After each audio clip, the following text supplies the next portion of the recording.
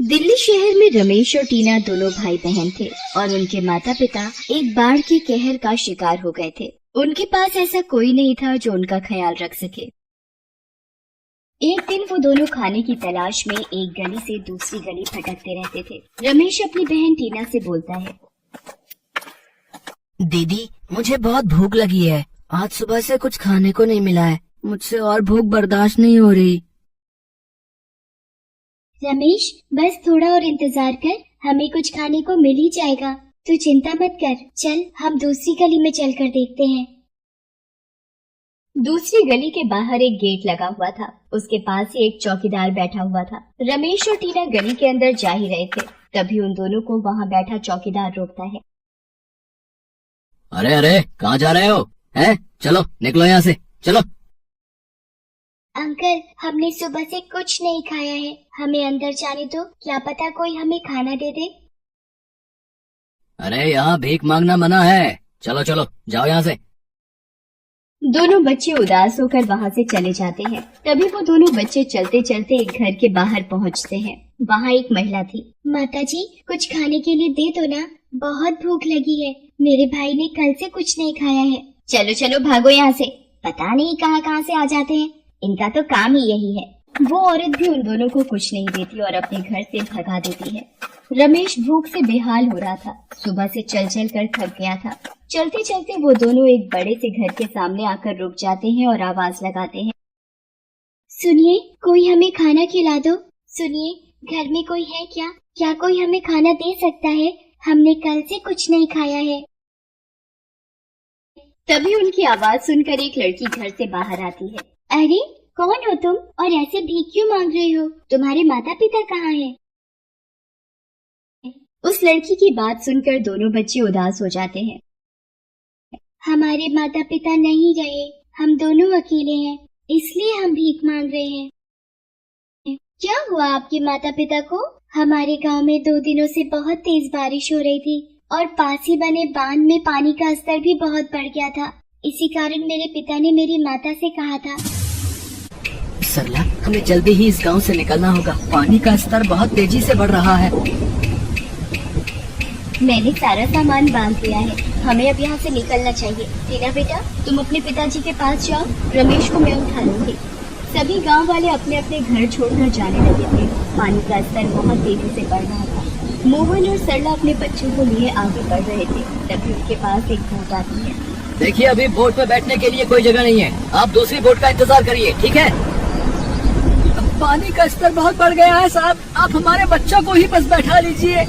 वो सिर्फ हम दोनों को ही बोट में बिठा लेते हैं, हमारे माता पिता वहीं रह जाते हैं और हमारी बोट जैसे ही आगे बढ़ती है, दूसरी ओर गाँव में बना हुआ बांध टूट जाता है और पानी का सैलाब सबको अपने साथ बहा कर ले जाता है।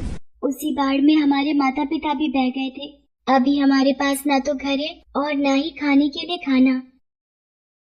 अच्छा, तुम दोनों यहीं रुको, मैं तुम्हारे लिए कुछ खाने के लिए लाती हूँ। ये कहकर वो लड़की घर की ओर खाना लेने चली जाती है।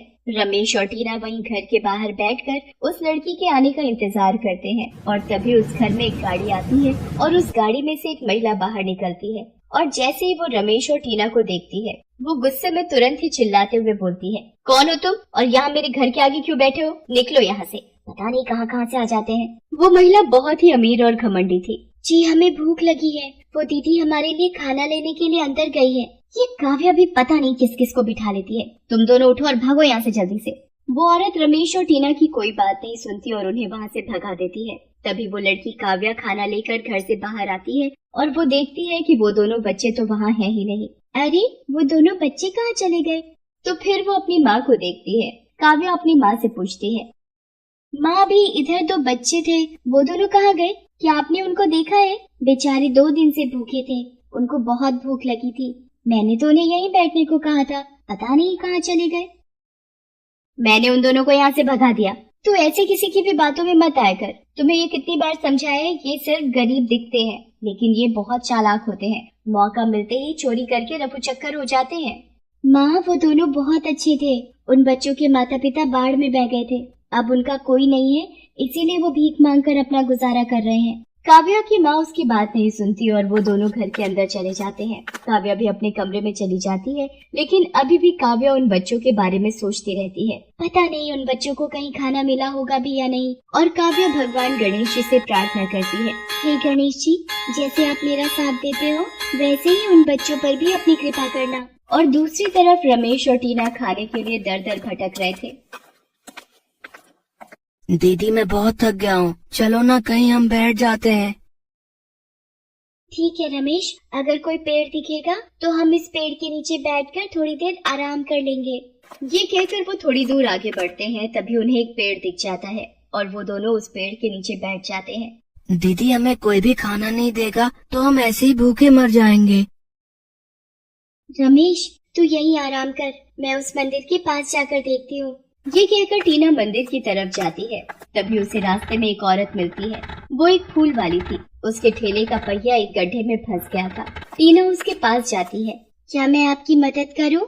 हाँ बेटा, मेरे ठेले का पहिया इस गड्ढे में फंस गया है, तुम मेरे साथ इसको धक्का लगवा दो। टीना उस औरत के साथ ठेले पर धक्का लगवाती है और ठेला गड्ढे से बाहर आ जाता है। धन्यवाद बेटा। क्या नाम है तुम्हारा? मेरा नाम टीना है आंटी। क्या आपके पास कुछ खाने के लिए है? मेरा भाई बहुत भूखा है। बेटा अभी तो मेरे पास कुछ नहीं है। क्या तुम यहाँ अकेले हो? हाँ, हम दोनों भाई बहन ही एक दूसरे का सहारा हैं। ये बात सुनकर उसको उन पर दया आ जाती है। मेरा नाम सुधा है, तुम मेरे साथ मेरे घर चलो, मैं तुम्हें वहाँ कुछ खाने को दे दूंगी। मेरा घर यही पास में है। टीना और रमेश सुधा के साथ चल देते हैं। वहाँ पहुंचकर सुधा उन दोनों को खाना देती है। दोनों बच्चे खाना खाने लगते हैं। उनको खाना खाते देखकर लग रहा था कि वो दोनों कई दिनों से भूखे हैं और उन्होंने कुछ नहीं खाया। दोनों की हालत देखकर सुधा की आंखों में आंसू आ जाते हैं। धन्यवाद आंटी जी। धन्यवाद बेटा मेरा नहीं, गणेश जी का करो, क्योंकि उनकी ही कृपा से हम मिल पाए हैं। मैं भी अकेली हूँ इस दुनिया में, पर अब हम सब मिलकर एक साथ रहेंगे। टीना और रमेश ये सुनकर बहुत खुश हो जाते हैं। उसी दिन से वो तीनों साथ में रहते हैं और तीनों ही फूल बेचने भी जाया करते थे और वो एक परिवार के रूप में प्रेम से रहने लगे।